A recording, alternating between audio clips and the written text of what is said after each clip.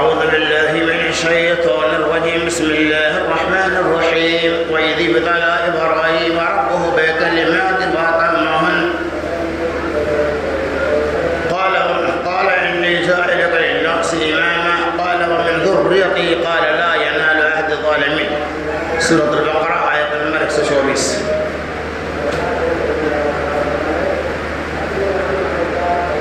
ہر قسم کی حمد و ثنا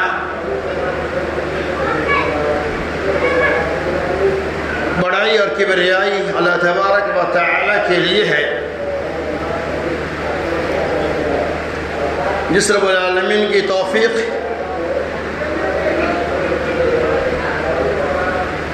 اور فضل و کرم سے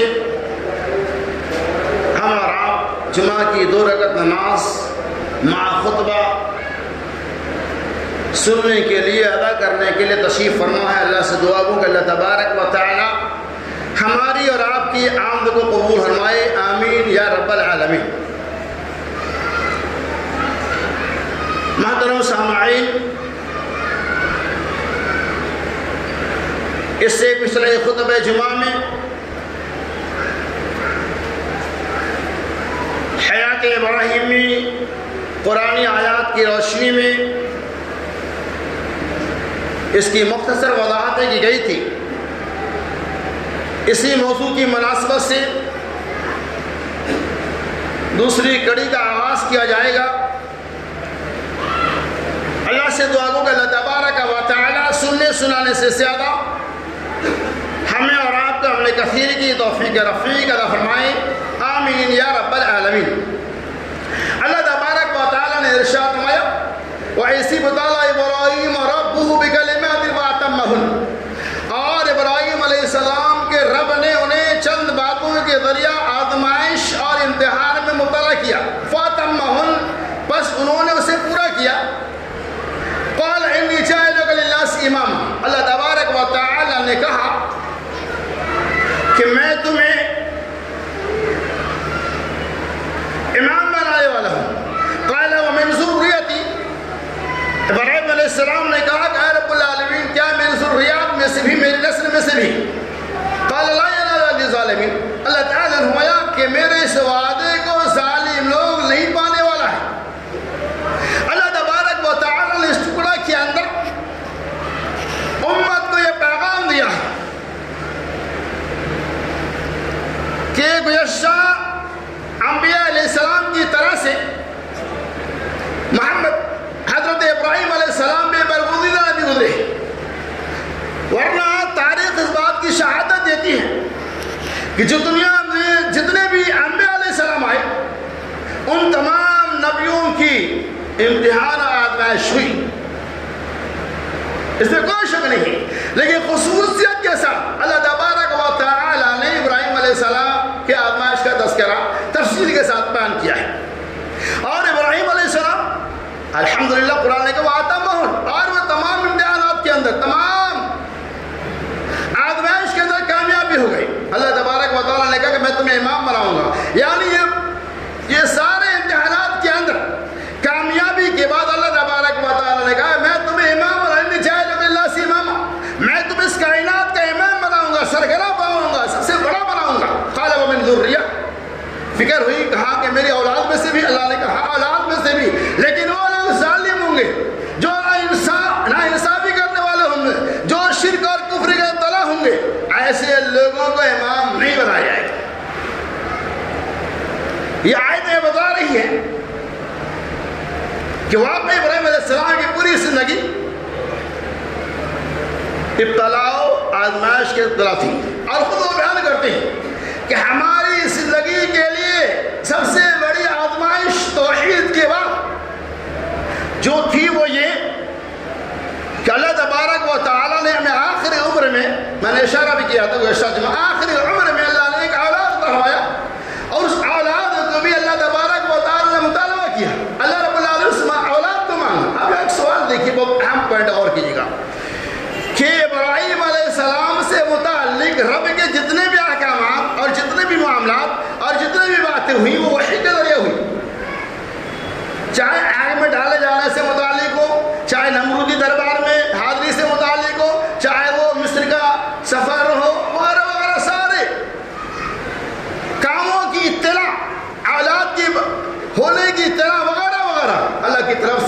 وحی کے ذریعے ہو. لیکن یہ ایک ایسا کام ہے جسے اللہ تبارک و تعالی نے وحی کے ذریعے طرح نہیں دی. اس کی کیا حقیقت ہے؟ اس کی حقیقت کے بارے میں حافظ شیخ عین الباری نے اپنی کتاب مسائل قربانی و توسیع کے اندر لکھا ہے کہ آخر اللہ تبارک و تعالی نے ابراہیم علیہ السلام کے بعد خواب میں کیوں نکلا. انہیں ایک نکات پیش کیا ہے، وہ یہ کہ ابراہیم علیہ السلام کے اللہ تبارک و تعالی نے کہا کہ جاؤ، جبرائیل امین سے اللہ نے کہا کہ جاؤ ابراہیم سے کہو کہ اس لفظ جگر کو جو اللہ نے سے اللہ کے راہ میں قربان کر دے. اللہ نے کس سے کہا؟ جبرائیل امین سے. جبرائیل امین نے کہا کہ اے رب العالمین میں ہمیشہ ان کے پاس خیر اور اچھی بات لے کر جانے والا ہوں. اے اللہ آخر عمر میں جبرائیل امین نے کہا جاؤ کبر سنی میں تو ایک اولاد دیا ہے اور میں اس اولاد کی قربان کرنے کے بارے میں خبر لے کر جاؤں، یہ میری جرت نہیں.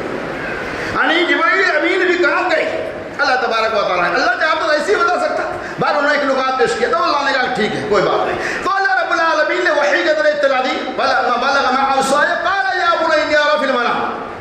جب وہ بچہ دوڑنے دھوپنے کے لائق ہو گئے تو کہا کہ انی ارى، میں خواب میں دیکھتا ہوں کہ میں تمہیں سبا کرتا ہوں. اور دوسری چلیے اس خواب کو اللہ تبارک و تعالی نے 3 دن تک لگاتار دکھلایا. اسی کتاب کے اندر عین الباری نے فضل شیخ عین الباری نے لکھا ہے کہ 3 دن یہ خواب لگاتار آتے رہے. پہلے دن کا خواب کا نام ہے یوم الترویہ، دوسرے دن کا خواب کا نام ہے یوم العرفہ، اور تیسرے دن کا خواب کا نام ہے یوم الحج. 3 دن 3 خواب. یوم الترویہ کا مطلب یہ ہوتا ہے 8ویں ذی الحجہ کو آپ نے، اور 8ویں ذی الحجہ سے حج کے ایام شروع ہوتے. بہرحال 8ویں ذی الحجہ کو جو آپ نے خواب دیکھا اس خواب کا نام ہے یوم الترویہ، تفکر تدبر کرنے والا دن. اور دوسرے دن جو آپ نے خواب دیکھا اس خواب کا نام ہے یوم العرفہ، 9ویں ذی الحجہ، پہچاننے والا دن. اور تیسرے دن جو خواب آپ نے دیکھا اس خواب کا نام ہے یوم الحج، یعنی قربانی کے دن. تو اس طرح سے اللہ تبارک و تعالی نے 3 دن خواب دکھلایا اور قرآن نے اس کی ترجمہ میں بیان کر دیا. وَلَمَّا بَلَغَ مَعَهُ السَّعْيَ قَالَ يَا بُنَيَّ إِنِّي أَرَىٰ فِي الْمَنَامِ أَنِّي أَضْرِبُكَ فَانظُرْ مَاذَا تَرَىٰ. اے لفظ جگر میں یہ دیکھتا ہوں کہ تمہیں ذبح کر رہا ہوں، اس کے بارے میں تمہاری کیا رائے؟ فَانظُرْ مَاذَا تَرَىٰ، تمہارا کیا خیال ہے؟ قال يا أبت افعل ما تؤمر ستجدني إن شاء الله من الصابرين. اے ابو جان اللہ کا حکم ہے تو آپ کل اتریے، بے شک آپ مجھے صبر کرنے والا مجھ سے پائیں گے. اس کام کو انجام دینے کے لیے تیار ہو گئے. بالاختصار یہ کہ اللہ تبارک و تعالی نے اعلان کر دیا کہ ہم اپنے نیکوکار بندوں کو اسی طرح ان هذا لهو البلاء المبين وفديناه بسبيل عظيم وتركنا عليه في الاخرين. اللہ تبارک و تعالی ہمیں کہ اور ہم اپنے نیکوکار بندوں کو اسی طرح سے آزمائش میں ڈالتے ہیں. اے ابراہیم بس کر تو نے خواب کو سچ کر دکھلایا. اور اللہ نے کیا کہا؟ وفديناه بسبيل عظيم. اور اللہ تبارک و تعالی نے جنت سے ایک دمبا میڑھا کو بھیج دیا. اسماعیل علیہ السلام کی جان بچا لی گئی اور اسماعیل علیہ السلام کی جگہ پر اسی دمبا کی قربانی پیش کی گئی جس کے بارے میں قرآن نے اعلان کر دیا وَتَرَكْنَا عَلَيْهِ فِي الْآخِرِينَ. اور یہ آخری امت تک کے لیے میں نے اس کو نافذ کر دیا. ان آیت و بینات کی روشنی میں آج ہم اور ابراہیم علیہ السلام کی سنت کو تازہ کرتے ہیں. اس قربانی کا مقصد کیا ہوتا ہے؟ دیکھیے اللہ تعالیٰ اسلام میں انسانیت کے خون کا کتنا احترام کیا گیا ہے. اسلام کے اندر قتل کرنا کتنا بڑا جرم ہے. اللہ نے خواب کے اندر قتل کو روک دیا، قتل نہیں کرنا. اب اس انسان کے قتل کے مقابلہ میں اللہ تبارک و تعالی نے ایک جانور کے قتل کرنے کا حکم دیا ہے. اور الحمدللہ ہم ایک انسان کے مد مقابل جانور کو ذبح کر کر اس سنت کے اوپر عمل کرتے ہیں جس کا مقصد یہ ہوتا ہے کہ اللہ رب العالمین تیری رضا اور تیری خوشی کے لیے تیرے نام پہ جانور کو ذبح کر رہے ہیں. اے رب العالمین ہمارے جانور کو تو قبول کر لے. اور قرآن نے دوسرے کو اعلان کر دیا لَن يَنَالَ اللَّهُ لُحُومُهَا وَلَا دِمَاؤُهَا وَلَكِنْ يَنَالُهُ التَّقْوَىٰ مِنكُمْ. اللہ تعالیٰ سورہ حج کے اندر فرمایا لَن يَنَالَ اللَّهُ لُحُومُهَا. اللہ تبارک و تعالیٰ تک نہ تو گوشت پہنچتا ہے نہ خون پہنچتا ہے. وَلَكِنْ يَنَالُهُ التَّقْوَىٰ مِنكُمْ، بلکہ رب العالمین تک تمہارے دلوں کا تقویٰ، تمہارے دلوں کی پرہیزگاری پہنچتی ہے۔ تو یہ آیت بتلا رہی ہے کہ اس جانور کو اللہ کے نام پہ ذبح کرتے ہیں، اس جانور کا گوشت پوش اللہ تک نہیں پہنچتا ہے۔ نبی علیہ السلام دوسری ایک اللہ یہ فرماتا ہے کہ اللہ تک کوئی گوشت نہیں پہنچتا ہے، اور دوسرے طرف رسول اللہ صلی اللہ علیہ وسلم فرما رہے ہیں کہ جب ہم بندہ مومن اللہ کے نام پہ جانور کو ذبح کرتے ہیں تو جانور خون زمین پر گرنے سے پہلے اللہ تبارک و تعالیٰ کے یہاں پہنچ جاتا ہے، یعنی اللہ تبارک و تعالیٰ اسے قبول کر لیتا ہے۔ کیوں؟ اخلاص کی بنیاد پر۔ تو کیا پتہ چلا؟ ان جانوروں کو اللہ کے نام پہ ذبح کرتے اللہ کی رضا کے لیے، اللہ کے گوشت پوش نہیں پہنچتا ہے، بلکہ دلوں کو تقویٰ، دلوں کی پرہیزگاری پہنچتی ہے۔ جیسا کہ اللہ کے رسول صلی اللہ علیہ وسلم عن ابی ہریرہ رضی اللہ عنہ قال قال رسول اللہ صلی اللہ علیہ وسلم قال اللہ تعالی، حدیث قدسی ہے، حضرت اللہ تعالی ان اللہ لا ينظر الى اجسامکم ولا ينظر صورکم ولكن ينظر الى قلوبکم واعمالکم، رواہ مسلم۔ حضرت ابو ہریرہ رضی اللہ تعالی عنہ کہتے ہیں رسول اللہ صلی اللہ علیہ وسلم اللہ تعالی فرماتا ہے ان اللہ لا ينظر الى اجسامکم، بے شک اللہ تبارک و تعالی تمہارے جسموں کی موٹائی کی طرف نہیں دیکھتا، ولا ينظر الى ان اللہ لا ينظر الى اجسامکم، اللہ تمہارے جسموں کی طرف نہیں دیکھتا، وَلَا يَنْظُرُ إِلَىٰ صُوَرِكُمْ، اور نہیں اللہ تبارک و تعالیٰ تمہارے شکل و صورت کی طرف دیکھتا ہے، وَلَٰكِنْ يَنْظُرُ إِلَىٰ قُلُوبِكُمْ وَأَعْمَالِكُمْ، بلکہ اللہ تمہارے دلوں کے تقویٰ اور تمہارے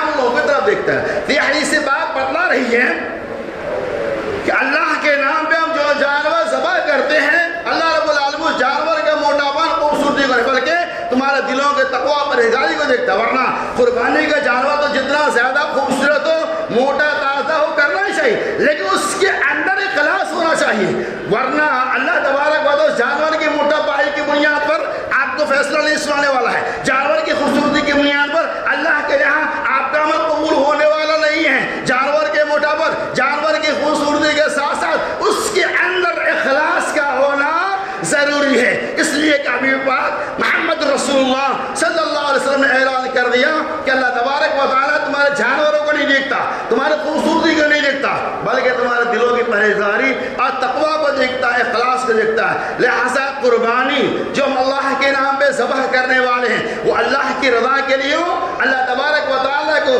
خوش کرنے کے لیے ہو، یہ مقصد ہو کہ اس سے اللہ کی رضا حاصل ہو جائے۔ اسی لیے اللہ تبارک و تعالیٰ نے اس کا مقصد بیان کیا کہ وَأَتِمُوا الْقَعْنِيَ وَالْمُعْتَرَ، کہ قربانی کا گوشت کو تم بھی کھاؤ، اپنے بھائیوں کو بھی۔ کتنا پیارا اسلام، اللہ اکبر، کتنا بہترین پیغام ہے۔ آپ لاکھوں روپے کا جانور ذبح کریں گے اور اللہ نے اسے بانٹنے کا حکم دیا ہے، کھانے کا بھی حکم دیا ہے، کھاؤ بھی اور بانٹو بھی۔ بس ایسے حوالے ملتے ہیں، نکات ہے، یہ ضروری نہیں ہے کہ 3 حصوں میں تقسیم کر لو۔ وہاں غربا کا کتنا خیال اسلام میں کہ ایک حصہ غریبوں نے کے لیے رکھ دو، ایک حصہ اپنے لیے رکھو، ایک حصہ رشتہ داروں کے لیے رکھو۔ کتنا پیارا پیغام ہے، غریبوں کا بھی خیال کیا گیا، رشتہ داروں کا بھی خیال کیا گیا اور اپنے آپ کا بھی خیال کیا گیا۔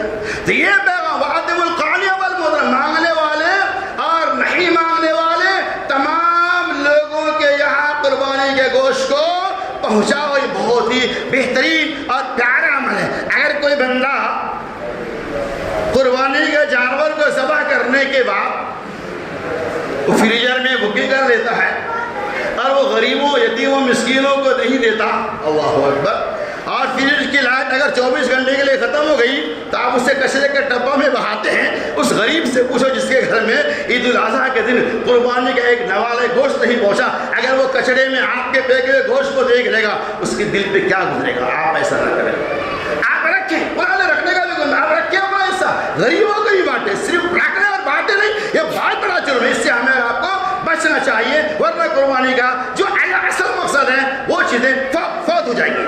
قرآن نے کہا وَأَتِمُوا الْقَعْنِيَ وَالْمُعْتَرَ، مانگنے والے اور نہیں مانگنے والے تمام لوگوں کو قربانی کا گوشت کھلاؤ، سارے لوگ کو آپ دے سکتے ہیں۔ اور آگے چلے جب قربانی کا موسم آتا، چونکہ آج ہم سمجھے عشرہ ذی الحجہ کے آخری مراحل میں داخل ہو چکے ہیں۔ 8 ذی الحجہ کا 9 ذی الحجہ عرفات کا دن ہے، روزے رکھنے کا دن ہمارے لیے۔ ان دنوں کے اندر بے شمار سوالات بھی آتے رہتے ہیں، آپ دیکھتے ہوں گے تو بے شمار سوالات ہیں، ان تمام سوالات کی پوری تفصیلات تو ناممکن ہے، لیکن جو اہم پوائنٹ ہے میں اس کی طرف وضاحت کروں گا۔ عام طور پر سب سے زیادہ جو سوال آتا ہے وہ یہ کہ مئی کی طرف سے مولانا ہمیں قربانی کرنے، اور جب ذبح کرنے کے لیے جاؤ تو ہاں بھی کئی لوگ ایسے رہتے ہیں، آپ مولانا کیا کریں گے؟ آپ سنو یہ مسئلہ، میت کی طرف سے قربانی کے بارے میں احادیث کے اندر کوئی ایسی دلیلیں نہیں ملتی ہے جس سے اس بات کا ثبوت ملتا ہو کہ آپ میت کی طرف سے قربانی کر سکتے ہیں۔ نبی صلی اللہ علیہ وسلم کے بعد نبی صلی اللہ علیہ وسلم صحابہ کرام کا دور تبع تابعین کا دور ہے، اور خود نبی صلی اللہ علیہ وسلم کی موجودگی میں آپ کی شریک حیات ہوتی تھی، بڑے بڑے صحابہ کرام بھی موجود تھے۔ نبی علیہ السلام نے کسی اپنی بیوی کی طرف سے قربانی نہیں کی، یا کسی صحابہ سے متعلق کوئی ایسی دلیلیں نہیں ملتی ہے کچھ صحابہ نے اپنے والد کے انتقال کے بعد، اپنی والدہ کے انتقال کے بعد یا کسی کی طرف سے مردوں کی طرف سے قربانی کی ہو، کوئی واضح دلیلیں نہیں۔ پھر بھی بعض علماء کی رائے ہے، لیکن میں یہ کہوں گا کتاب و سنت کی روشنی میں اصل بات یہ ہے کہ میت کی طرف سے قربانی کرنے سے بچنا ہی زیادہ بہتر، اعلیٰ اور افضل ہے۔ وہ کس طرح؟ اس طرح آپ میت کی طرف سے قربانی کیوں کرتے ہیں؟ مین پوائنٹ پہ یہ مقصد یہ ہوتا ہے کہ آپ مرنے والوں کو ثواب پہنچے، مقصد یہ ہے۔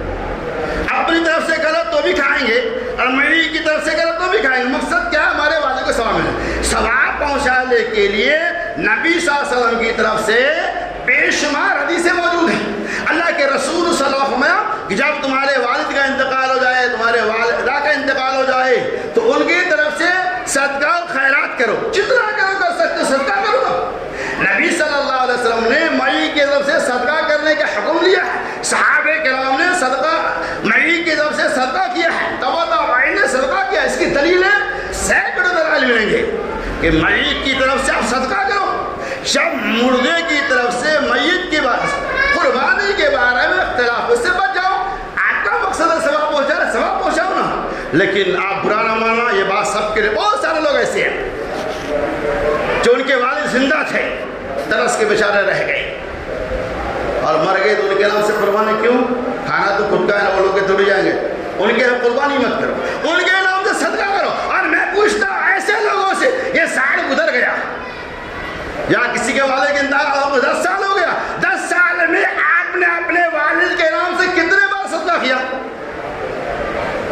کتنے مرتبہ صدقہ کیا؟ اللہ ماشاءاللہ قربانی کے لیے تو تیار ہو جاتے ہیں، صدقہ کیوں نہیں کرتے؟ مساجدیں بن رہے ہیں، مدارس سے بن رہے ہیں، عوروا ہے، یتیم ہے، مسکین ہے، جسے چاہو آوانی کا صدقہ سال بھر کرو۔ صدقہ کا حکم سال بھر ہے اور قربانی کا تو بس صرف چند دن ہے، تو قربانی کے لیے کیوں اتنا رکھنا ہے؟ بہرحال تو خلاصہ یہ ہے کہ میری طرف سے قربانی کرنا کوئی غیر مناسب باتیں ہیں۔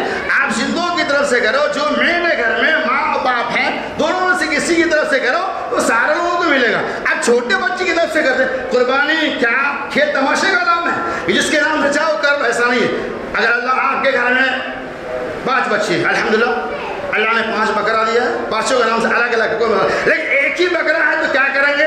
اصولی بات بتا رہا ہوں میں آپ کو، جو آپ کے گھر میں گارجین ہے، ماں اور باپ جو بھی ہیں، آپ ان کی طرف سے کرو، سارے لوگوں کو کفایت کر دیں گے۔ چھوٹا بچہ جو پیدا ہوا 1 سال کا ہے، اس کے نام سے کر، ایسا نہ کریں، ان کو تو ثواب مل ہی رہا ہے۔ خلاصہ یہ ہے کہ میت کی طرف سے قربانی کرنے کی کوئی واضح دلیل نہیں ہے، لہذا اگر آپ کو ثواب پہنچانا ہے تو مرنے والوں کی طرف سے صدقہ و خیرات کرو، یقین اللہ تعالیٰ آپ اس کا اجر دے گا۔ آئیے نمبر 2، عقیقہ اور قربانی مشترک تو جائز ہو ہی نہیں سکتی ہے۔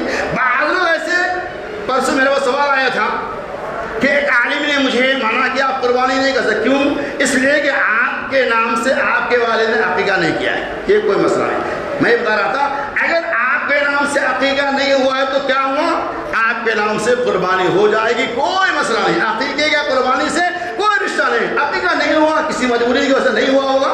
اب آپ چاہیں تو اپنے طرف سے عقیقہ کر سکتے ہیں، کوئی اس کے اندر حل نہیں، کوئی ثواب میں کمی اور بیشی نہیں ہے۔ اور بعض لوگ کیا کرتے ہیں، بچے 5 سال کے ہو گئے قربانی نہیں کرتے ہیں، اسی دن بچے کے نام سے عقیقہ کرا دیتے ہیں اور گوشت مار دیتے ہیں۔ یہ آپ کا مسئلہ ہے، حدیث کا مسئلہ، کتاب و سنت کا مسئلہ نہیں ہے۔ عقیقہ کا وقت مقرر ہے، وہ الگ توفیق۔ میں بتا رہا تھا کہ جس کی طرف سے عقیقہ نہیں ہوا ہے آپ قربانی کر سکتے ہیں، اس میں کوئی مسئلہ۔ اسی طرح سے اور آگے چلیے کہ بھینس کی قربانی جائز ہے کہ نہیں، اس کے بارے میں علماء کرام کے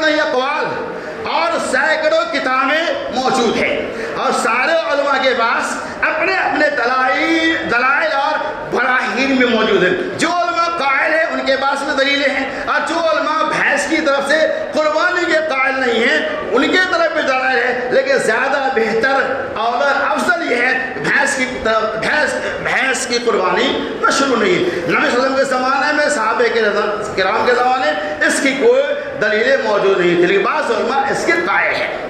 علامہ عبید اللہ مبارک پوری رحمۃ اللہ علیہ نے اس کے بارے میں ایک قول پیش کیا، اپنی رائے ہے کہ بے شمار دلائل ان لوگوں کے پاس بھی ہے جو بھینسے کی قربانی کے قائل ہیں، اور جو لوگ بھینسے کی قربانی کے قائل نہیں ہیں ان کے پاس بھی دلائل موجود ہیں۔ لہذا میری ایک رائے ہے کہ جن لوگوں کے ذکر کردہ دلائل سے آپ کا دل مطمئن ہے تو آپ بھینسے کی قربانی کریں، اور جن لوگوں کے دلائل سے آپ کا دل مطمئن نہیں ہے تو آپ بھینسے کی قربانی نہ کریں۔ انہوں نے آخر میں اپنی رائے پیش کی۔ میری رائے یہ ہے کہ آپ کا دل اگر چاہے آپ کا دل بھینس کی قربانی سے ایک دم مطمئن ہے تو آپ کریں، اور آپ کا دل مطمئن نہیں ہے تو آپ ان کی جانب سے قربانی نہ کریں، اس کی کوئی گنجائش نہیں ہے۔ حقیقت حال ہے بیل زیادہ بہتر ہے، بچنا چاہیے، لیکن ممبئی آج تک مہاراشٹر کے ماحول بن چکا ہے۔ پہلے بیل کی قربانی تھی، غریب لوگ بھی 3000 4000 میں دے دیا کرتے تھے، آج یہ چیزیں ناپید ہو چکی ہے۔ ایسی حالات میں مجبوری ہو چکی ہے آپ کے پاس، تو بڑے جانور میں بھی حصہ لے کر آپ کا دل مطمئن ہے تو آپ اس حقوق کی ادائیگی اس سنت کے اوپر عمل کر سکتے، واللہ دھڑلے سے لوگ کرنا چاہے تو وہ نہیں کر سکتا۔ اور چلیے آگے کہ قربانی کے جانور کے بدلے میں اس کی قیمت ہم نہیں دے سکتے۔ کچھ لوگ کیا کہتے ہیں صاحب 2 جانور لینے کی کہا کہ لے لو اور ایک صدقہ، ایک جو ہے نا ایک پیسہ تقسیم کا، ایسا نہیں۔ آپ اگر قربانی کے رقم کو صدقہ کرنا چاہیں گے تو آپ قربانی کے نیت آپ کو قربانی ہی کا ثواب قربانی سے ملنے والا ہے۔ قربانی کے بدلہ صدقہ کر لیں گے، قربانی نہیں کریں گے تو آپ کی طرف سے قربانی ہوئی نہیں۔ لہٰذا کیا بدلنا، قربانی کے نیت قربانی کرے، اللہ نے اور زیادہ دیا ہے، صدقہ بھی کر سکتے ہیں۔ اسی طرح سے آپ دیکھتے ہوں گے کبھی کبھار جانور ہم لاتے ہیں اور جانور کا چینج نہیں کرتے۔ کبھی کبھار کچھ لوگ ایسے بھی اللہ انہیں صحیح سمجھ کے توفیق دے کہ 20,000 کا جانور لایا اور کوئی گاہک مل گیا، یہ مجھے 30,000 میں دو، بیچ دو اس کو جلدی اور چلو پھر دوسرا لے آئیں گے، یہ جائز نہیں ہے۔ آپ نے اگر قربانی کی نیت سے جانور خریدی ہے تو زیادہ بھاؤ ملنے کی بنیاد پر بیچ کر پھر دوسرے جانور لاؤ، یہ جائز نہیں ہے۔ اور پہلی بات ہے قربانی کے جانور کے چینجنگ نہیں، اگر شرعی گزرے تو الگ بات ہے۔ دلیل حضرت عبداللہ بن عمر رضی اللہ تعالیٰ عنہ کہتے ہیں کہ میں نے بھیڑ کی جنس سے بکری قربانی کے لیے خریدا اور میں اسے مکہ المکرمہ قربانی کے نیت سے بھیجنے کا ارادہ کر لیا۔ میں اللہ کے رسول صلی اللہ علیہ وسلم سوال پوچھا کہ یا رسول اللہ صلی اللہ علیہ وسلم، کیا میں اس جانور کو جو مکہ قربانی کے لیے بھیجنے والا تھا اور میں نے قربانی کے نیت سے خرید لیے، کیا میں اس کو بیچ کر اونٹ لا سکتا ہوں؟ چھوٹا جانور ہے، اس کو بیچ کے بڑے جانور کی فکر ہو رہی ہے۔ اللہ کے رسول صلی اللہ علیہ وسلم کیا کہا؟ نہیں، یہ جائز نہیں ہے۔ کیا کہا؟ نہیں، جس جانور کی تو نے نیت کی ہے اگر وہ جانور اچھا ہے، اس کے کوئی شرعی عذر نہیں ہے، اسی جانور کا بیچ، اسی کی قربانی جائز ہے۔ تو بتائیے آج ہم کیا کرتے ہیں؟ پیشہ بنا لیا لوگ۔ نیت اگر آپ کی قربانی کی ہو گئی ہے تو اس کے اندر چینجنگ کرنا، اس کے اندر رد و بدل کرنا کسی بھی صورت حال میں جائز نہیں ہے۔ کوئی اگر ایسا کرتے ہیں تو آپ سن لیں اللہ رب العالمین کے اس سے متعلق بھی آپ کی پکڑ ہوگی۔ اسی طرح سے آپ چلیے کہ قربانی کے جانور، چونکہ بہت مقامات پہ قربانی کے جانور کو لوگ وزن کر کے بھی خریدتے ہیں، کوئی مسئلہ نہیں ہے۔ اگر کہیں قربانی کا جو طے ہو چکا ہے 400 روپے 500 جو بھی ہے، اگر آپ وزن کر کے قربانی کے جانور خریدتے ہیں تو اس کے لیے کوئی ممانعت نہیں ہے، لہٰذا وزن کر کے بھی آپ لانا چاہے تو لا سکتے۔ اسی طرح سے اگر آپ نے کوئی بکری قربانی دی، بکری کی بھی قربانی جائز ہے، یا گائے دیا گاؤں میں، یہاں نہیں ہے، گاؤں میں تو ہے، اتفاق سے وہ گائے گاون نکل گئی، جب آپ نے گائے کو ذبح کیا، وہ حاملہ گائے ہے، وہ حاملہ بکری تھی، اس کو کیا حکم ہے؟ قربانی کے بعد ایک تو نور ہے آپ کے لیے، آپ کو 2 قربانی کا ثواب ملے گا۔ ایک تو قربانی جو آپ نے گائے خریدی اس کے اندر جو بچہ نکلا ہے اس کا بھی ثواب آپ کو ملنے والا ہے۔ اور چلو اس بچے کے بارے میں کیا حکم ہے؟ حکم یہ امام شافعی اور بعض علماء کا یہ قول ہے کہ اگر ماں کے شکم میں جو بچہ تھا اگر وہ بچہ مردہ نکلا ہے، سن لیجیے آپ سے، مرا ہوا ہے، قربانی تو اس کی بھی ہو گئی، جانور حرام نہیں ہے۔ اگر آپ کا دل مطمئن ہے تو آپ اس کے بچے بھی کھا سکتے ہیں، چاہے تو، ورنہ نہیں کھا سکتے۔ امام حنیفہ رحمہ اللہ کا قول یہ ہے کہ ماں کے یعنی کوئی حاملہ جانور ہے، اس کی قربانی آپ نے دی، اور وہ جو بچہ ماں کے شکم کے اندر تھا وہ اگر مردہ نکلا ہے تو اس کا کھانا یعنی اس بچے کو کھانا جائز نہیں ہے، گوشت تو کھا سکتے ہیں، لیکن اگر وہ زندہ نکلا ہے تو اس کا گوشت بھی آپ کے لیے حلال اور جائز ہے، کھا سکتے ہیں، اس کے اندر کوئی معاملہ نہیں، کوئی حلت نہیں۔ کیا بتا جاؤ کہ اگر جانور حاملہ نکلے تو اس کی صورتحال یہ، بعض لوگوں کی رائے ہے کھا سکتے ہیں، بعض لوگوں کی رائے کھا نہیں سکتے، لیکن قربانی کے اوپر کوئی اثر پڑنے والا نہیں ہے، آپ کی قربانی الحمدللہ ہو جائیں گے۔ ویسے ہی یہ بھی ایک چیز رائج ہے ہمارے بیچ، تو ویسے پہلی قربانی ہے ہم لوگ کرتے ہیں، لوگ پوچھتے ہیں تو اللہ کے نام سے یعنی خاص کرتے ہیں، اور دوسری قربانی رسول اللہ کے نام سے، ایسے کوئی مشروع نہیں ہے، آپ اپنے نام سے کرو، کیا نعوذ باللہ اللہ اور رسول اللہ صلی اللہ علیہ وسلم آپ کی قربانی کے محتاج ہیں؟ نہیں، آپ ایسا نہ کریں، جو مشروع طریقہ ہے اسی طریقہ کو رائج کریں، لہذا آپ ہر سال اپنی طرف سے کریں، بال بچوں کی طرف سے کریں، جو بھی ہے آپ کر سکتے ہیں، لیکن اس طرح سے جو لوگ کرتے ہیں اس کی کوئی گنجائش نہیں۔ اور چلیے آگے، نبی صلی اللہ علیہ وسلم نے ارشاد فرمایا جب ہم قربانی کے جانور کو ذبح کرنے کے لیے جائیں، اس کے گردن پہ پیر رکھیں مضبوطی کے ساتھ، اور تیز چھری سے اس جانور کو ذبح کرے، اس کے سامنے جانور کے سامنے چھری وغیرہ کو تیز نہ کرے۔ کیوں؟